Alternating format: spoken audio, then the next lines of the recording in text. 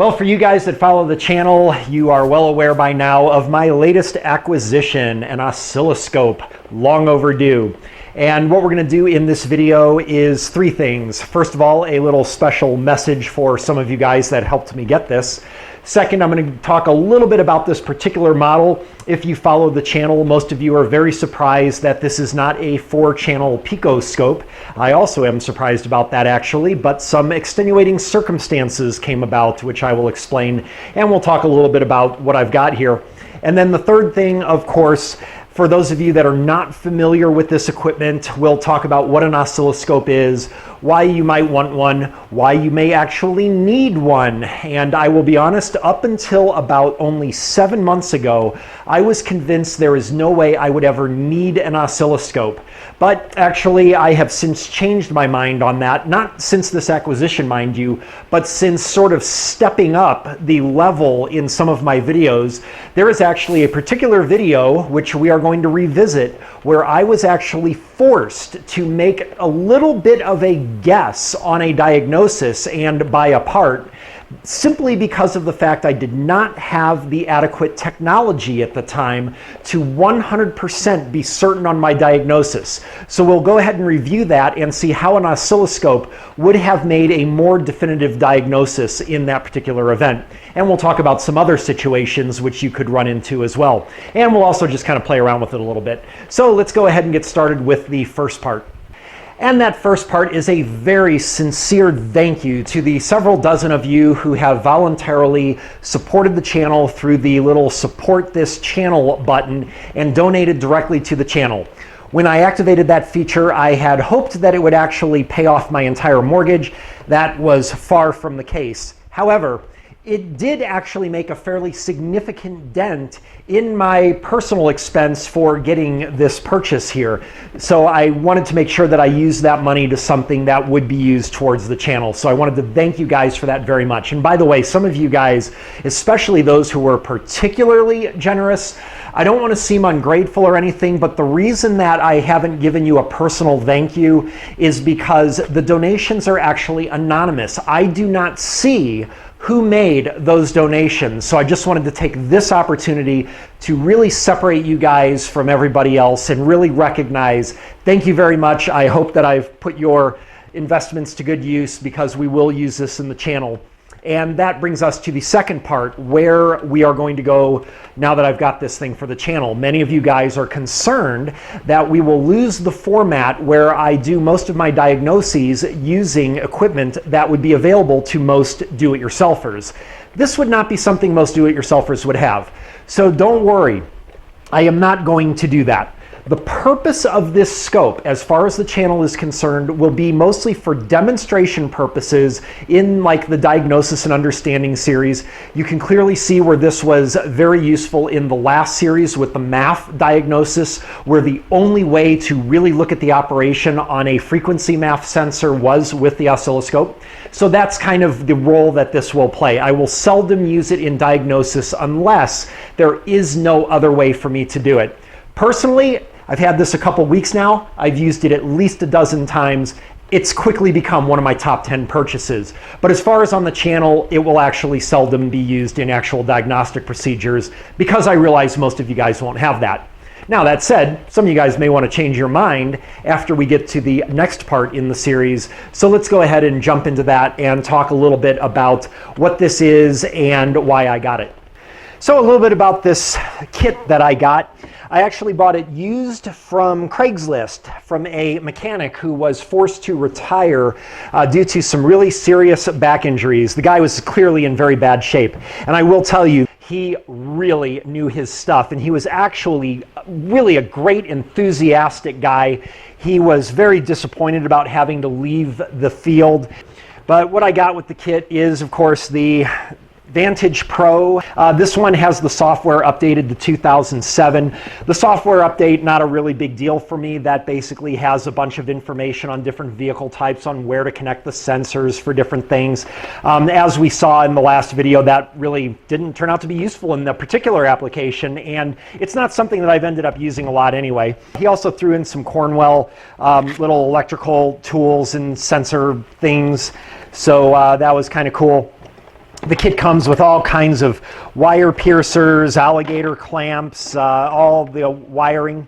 One of my favorite things by far, a low amp probe. This has been in itself a major game changer. Also, I've got a inductive probe here somewhere for spark plug wires, and also a couple of pressure transducers as well. And I've also got a extra battery with a battery charger and some other little connector adapter things and stuff. And then in this box here, I haven't even really looked into it yet, but there's some inductive coil detection apparatus that I really haven't had a chance to play around with much. But all in all, this entire kit, believe it or not, $550. And again, a huge thank you for you guys who have supported the channel to really help me take a significant chunk out of that from my personal expense. But one of the things I wanted to point out, actually two things.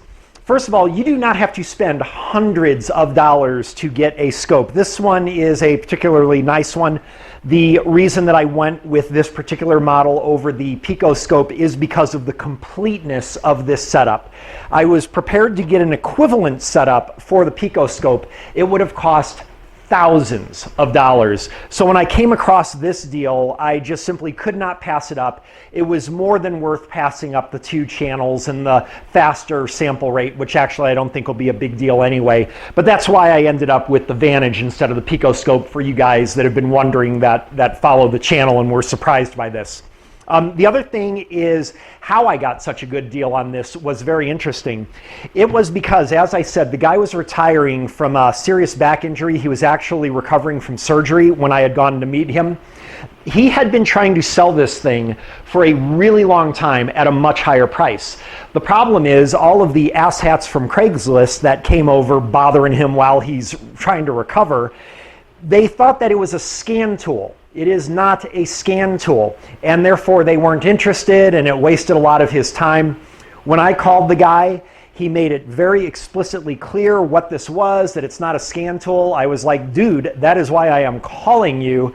And he wanted to make sure that the price was set at a point that there is no question that I would leave with it so that he can be done with it and go on with his recovery. But anyway, enough on that. Let's go ahead over to the next and last part of the video, and the best part. Let's talk about what an oscilloscope is and how it can really make a big game-changing difference in your diagnostic ability. For you guys not familiar with an oscilloscope, what is one and why would you possibly want one, much less ever need one? So for all practical purposes, an oscilloscope is pretty much a DVOM, but an oscilloscope reads samples at a much, much, much faster rate than your DVOM that everybody who's watching this channel, I'm sure you're well familiar. You know how to take voltage measurements, amperage measurements, measure ohms. DVOM and oscilloscope do the same things in that regard. The oscilloscope does it much faster. Now that, of course, begs the question, why would that possibly be beneficial? Well, in most applications, it isn't. So in most applications, if you're not doing a fairly advanced level diagnosis, when you're looking at electrical signal and continuity and things like that, you're basically looking from a constant source of voltage from the battery.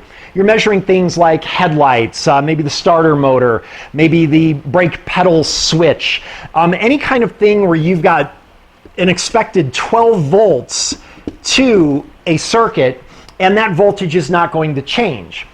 The difference with an oscilloscope is it is able to detect moving signals, such as, say, on an oxygen sensor. So let's take a closer look at this. If we measure battery voltage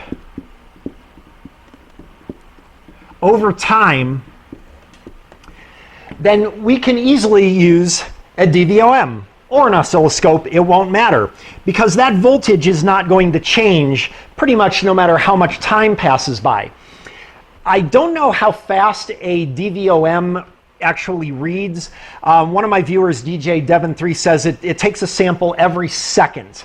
And if that's true, that is not a problem here. If this time is, let's say, 5 seconds, and it measures every second, then of course we are always going to be reading about 12 volts. And whenever it takes a reading, it actually takes an average so that it doesn't jump and bounce around so much. And that's fine, because the average of 12 volts, 12 volts, 12 volts, 12 volts is going to be pretty much 12 volts.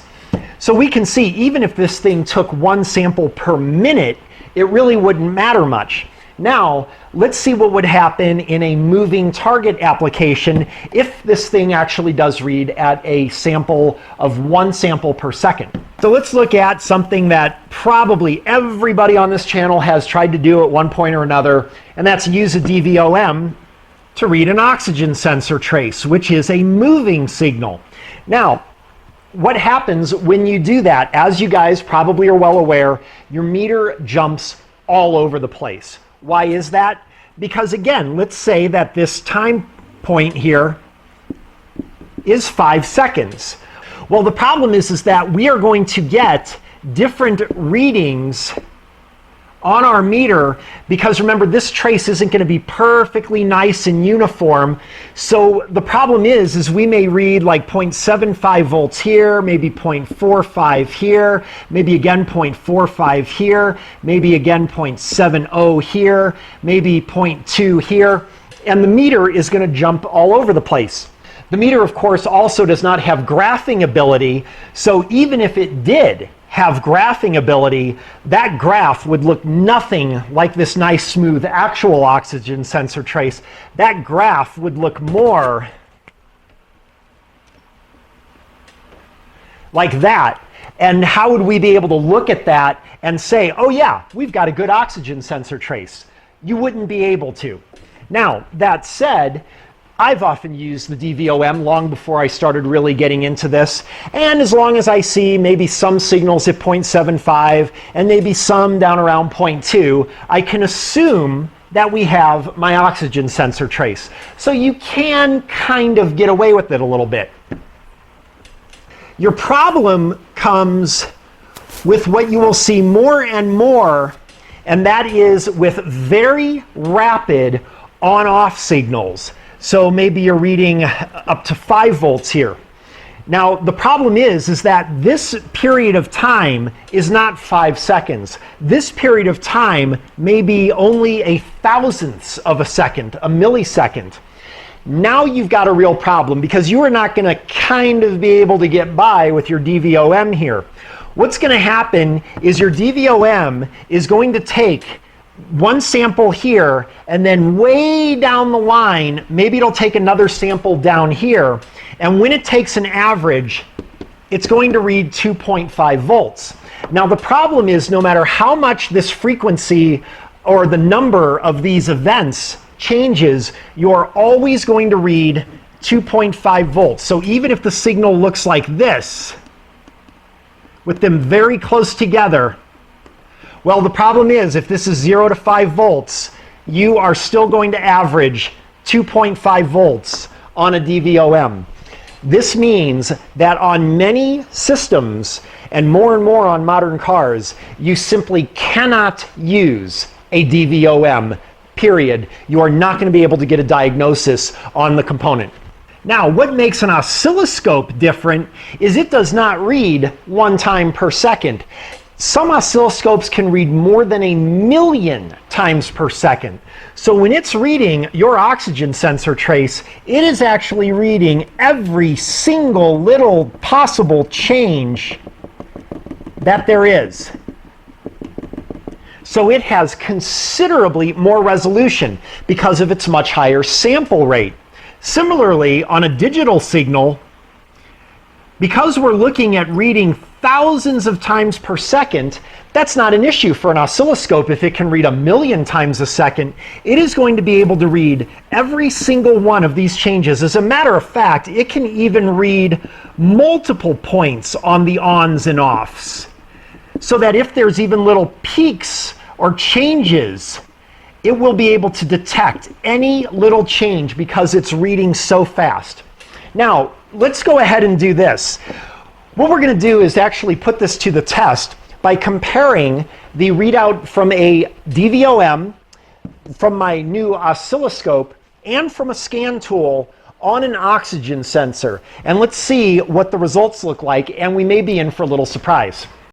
Okay, in this highly unusual setup, what I have are 3 different devices measuring the same oxygen sensor. This will be bank 1, sensor 1. And this is the same oxygen sensor being measured with the Scantool here, with my oscilloscope, and with a DVOM. So clearly, right off the bat, you can see the issue with the DVOM in that there's really no way that you could put together what's exactly happening to any kind of detail. The numbers are jumping all over. And if we look actually at the Scantool, look at the level of detail, considerably greater detail, which I actually could, if I wanted to, zoom in even better on and get even closer detail on these waveforms. And as a matter of fact, I could even get really extreme detail if I wanted to. And of course, we'd have to capture this and zoom it back out to make any sense of that. But as you can see, we can get extreme detail on every single one of these oscillations, far greater than the other 2 devices.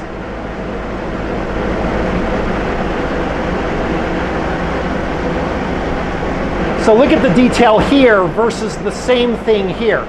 So this gives you some indication of the high resolution you can get with this oscilloscope.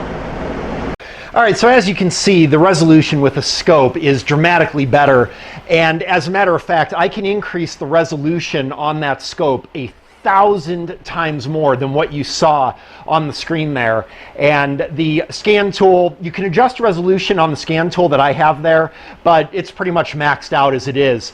Obviously, you don't need that kind of detail on an oxygen sensor, but on this next thing I'm going to show you, it's really important, even if you're not interested in a scope. So if you've hung on this far, I'm going to show you a couple things. First of all, the limitation with the DVOM, but more importantly, a big mistake that a lot of people make on their Scantool as a result of what we just saw there. So let me draw this out.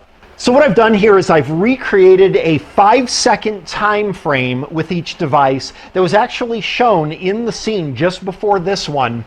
And what I've done is I've got the scanner for 5 seconds, the scope for the same 5 seconds, and the DVOM, I can't graph it, of course, because it only gave digital output. But what I did was I slowed the video down, and I wrote down all the readings I got on the DVOM for the same 5-second period. And let's look at what we've got here.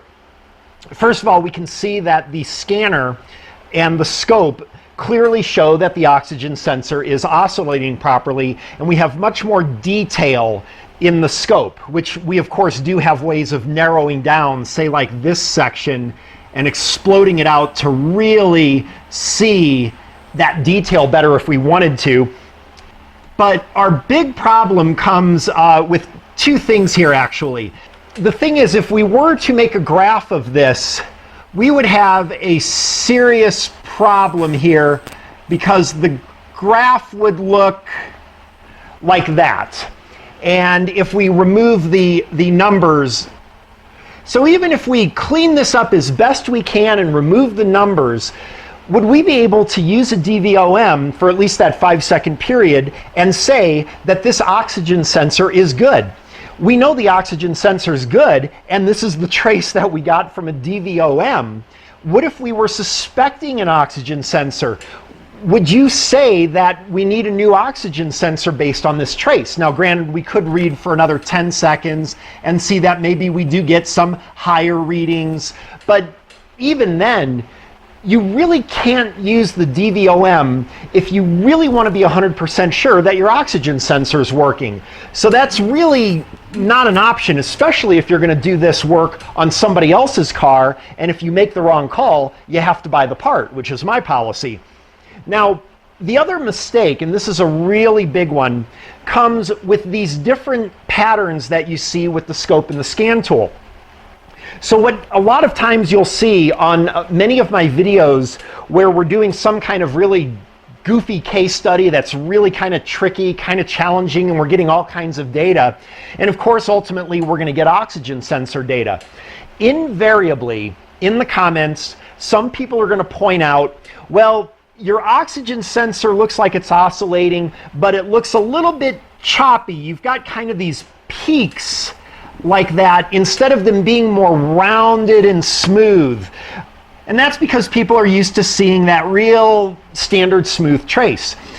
And the other thing that a lot of people will sometimes comment on is that the oxygen sensor trace looks like it has too much gap between the peaks, and it seems that it's just really spread out.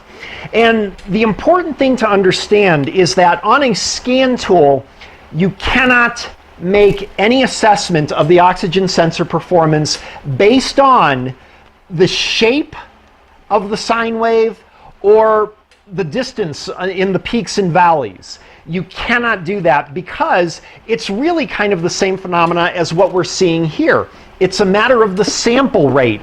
So just because you're not seeing this as a nice smooth trace like that, it does not mean that you have a problem with the oxygen sensor. It simply means that your scan tool may have a slower refresh rate. Many times I see where my scan tool doesn't communicate very well with a car and it has a very slow refresh rate.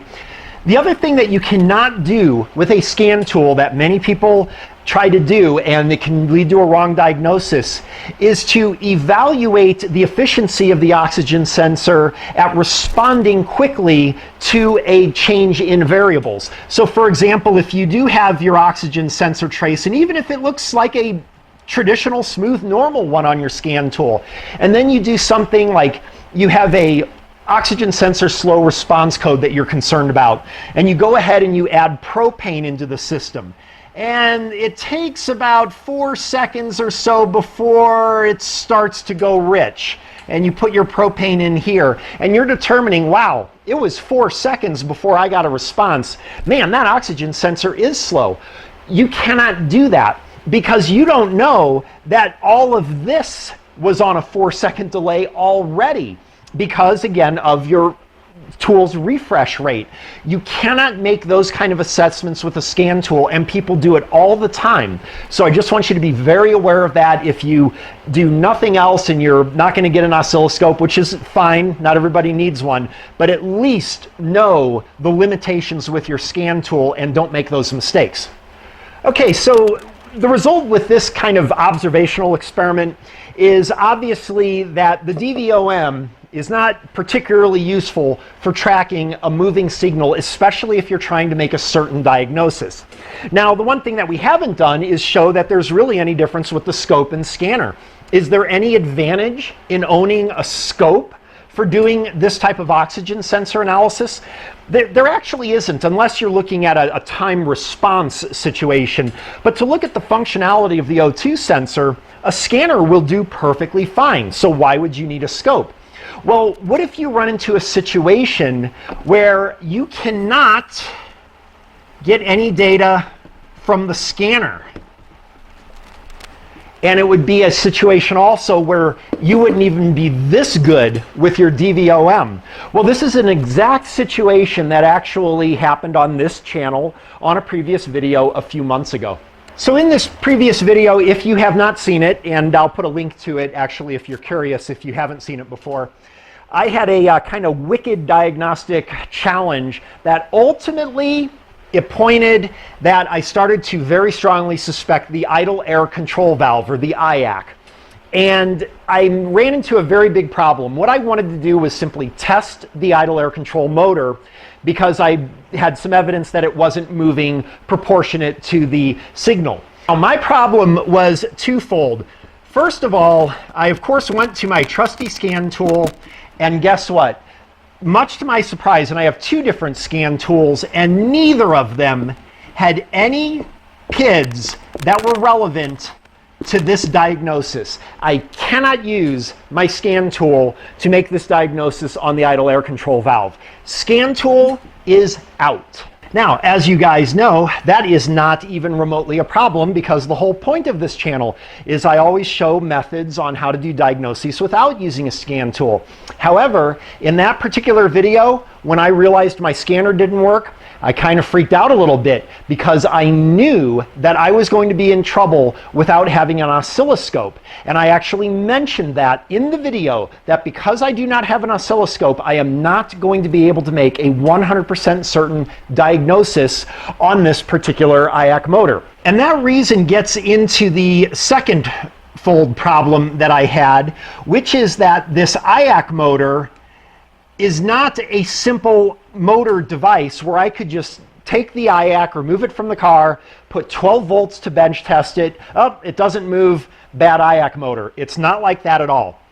An IAC motor is actually, at least a stepper type like I had, is actually going to be two different circuits that have a rather rapid on-off square wave, basically digital control.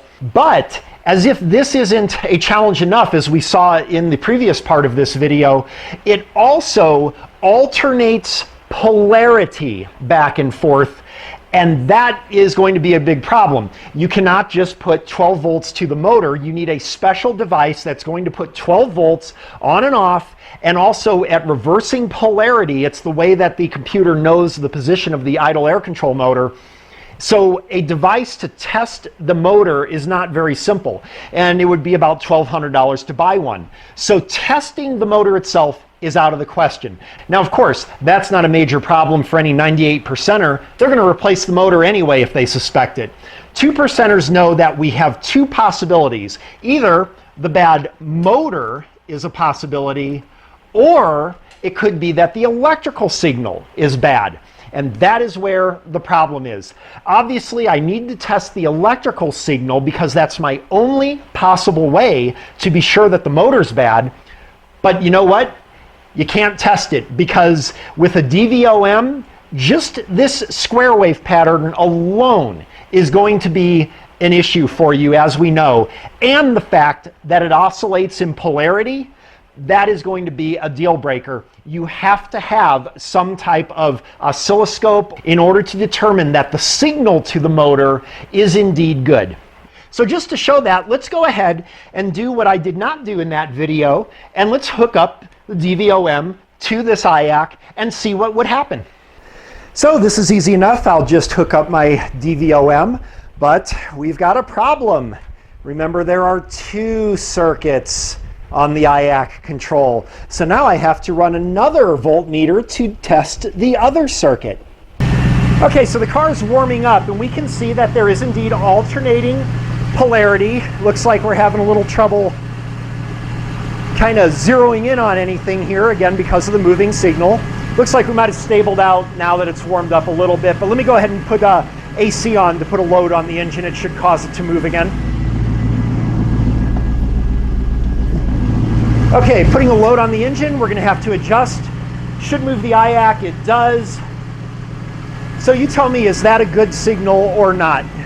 Now, the one thing we do know from that test is there is definitely some signal getting to that motor. Again, in that video, I actually held the motor in my hand while inducing variables, and the motor didn't move nearly appropriately. Was that because the motor was bad, or was the motor good and it was responding to the signals that it was getting? We really can't tell with this test here. Maybe there wasn't a high enough voltage. Maybe there's some kind of voltage drop that didn't have enough power to move the motor. You cannot tell from this test. So now let's go ahead and do that on the lab scope. And of course, the obvious advantage is not only will we be able to see every detail of that signal, but also the lab scope is two channels. Well, with two channels, this is basically two DVOMs, just like we had before.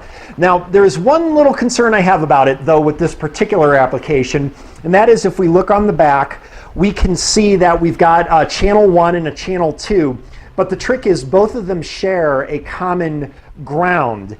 And with the alternating polarity, now I'm very positive that each of these two circuits almost certainly has to alternate, so it shouldn't be a problem. I'm not 100% sure about that, but I'm sure it would be okay for me to hook up both channels. But what we're going to do is just look at one channel at a time. But let's go ahead and set this up here. And I guess I'll walk you through it. We're just going to look for voltage. And let's see, I think if we go to a 20 volt scale, that will probably work. These are going to be fairly fast, probably a 2-second, I'm guessing. And sometimes you just got to optimize. Actually, you know what? Let's actually do this. Let's go ahead and use the pre-programmed setups here and just see how that works. So we'll go to new vehicle, domestic, Pontiac. I guess we're going to want fuel injection. 2000 Firebird 5.7 liter, yes. Okay, and I can see at the bottom of the screen here, I don't know if it's showing up on camera here, but it actually shows the vehicle that I've selected, and now we can run through the different components. There it is, IAC valve. And tests and voltage tests. So let's see how close it did to what I was going to pick. Well, it chose a 50 volt scale. I'm not so sure I agree with that, but we'll go ahead and go with that. You know, this thing's the Pro, right? So let's go up to the full screen here, and let's go ahead and see if we can catch this waveform.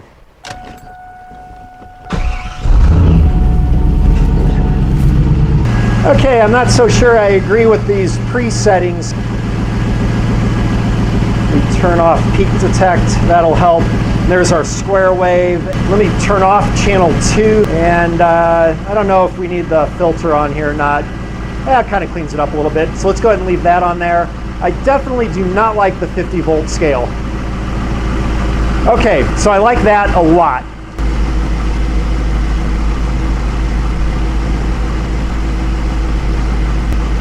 Okay, one of the things I noticed too is that we seem to be missing my polarity change. So I want to try to get this. Well, you know what? Now I see why it wanted a 50 volt scale, although it didn't have my center line correct here. So let's go ahead and do that 50 volt scale again. I guess it was right. Okay, now we should be able to see our changes in the polarity now. Okay, there's our much better looking response. Remind you, this is only on one channel. I could, of course, switch to the other channel. Looks like we kind of stopped our adjustment there.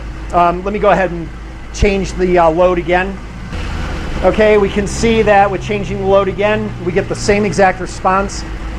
That is clearly a very good, clean, consistent signal. All right, that was actually pretty cool, wasn't it? But you can see how much better that scope was than my option with my other 2-channel reading device, and the fact that I couldn't get any information on my Scantool. There was one other thing in the video, those of you that saw remember, and that was I did remember when I was researching about it that my fuel injector kit actually did have an IAC tester, which we can take a look at here. But the problem is, as you can see, it just basically shows that both circuits are working and we do have alternating polarity.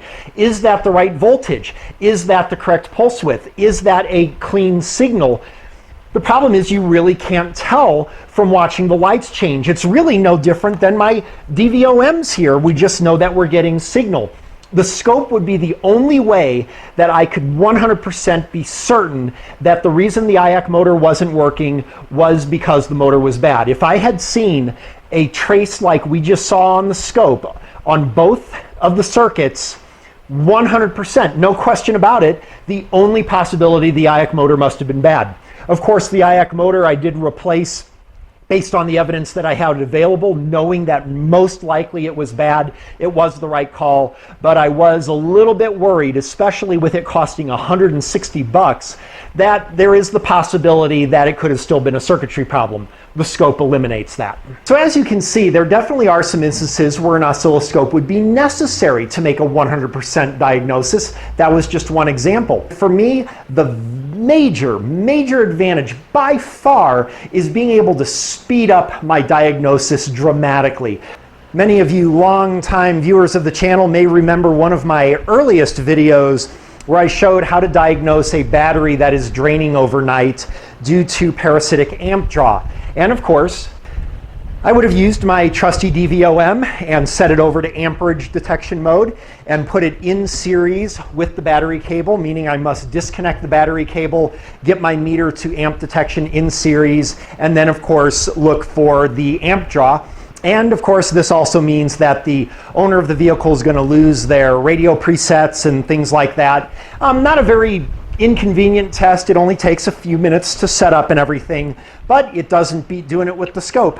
Using what has become my favorite accessory, I just simply go ahead and zero out my amp clamp and then just clamping it right over the battery terminal. And we can see that I have 20 milliamps of draw, which I happen to know is normal. Let me go ahead and increase the scale because I'm going to make a change here. Let's do 2 amps here. And then just as a positive control, I'm going to go ahead and turn on an accessory.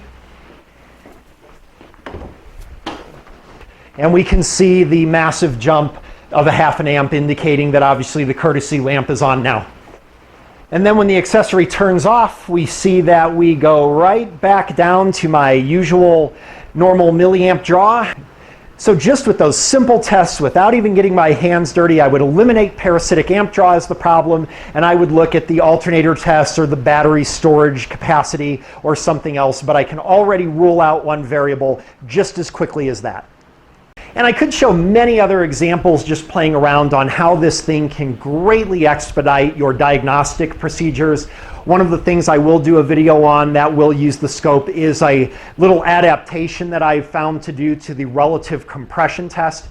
Just as simple as I hooked up that scope to do that parasitic draw test, you can also do a compression test on an engine, but it has little limitations that I'll describe in an upcoming video. But this scope has been one of the best purchases by far. So we'll close out the video here. Hopefully that's a little bit of a good review. Again, only one more video I anticipate really starring the scope, but then we'll get back to our usual schedule with doing diagnostics the way that most of you guys would do them. But again, finally, a big, huge thank you to those of you guys who have supported the channel to help me to get this addition to the garage. It has been an absolute, unbelievable game changer, and I'm very grateful to you guys. We'll catch you next time. Thanks for watching. I hope you found this helpful.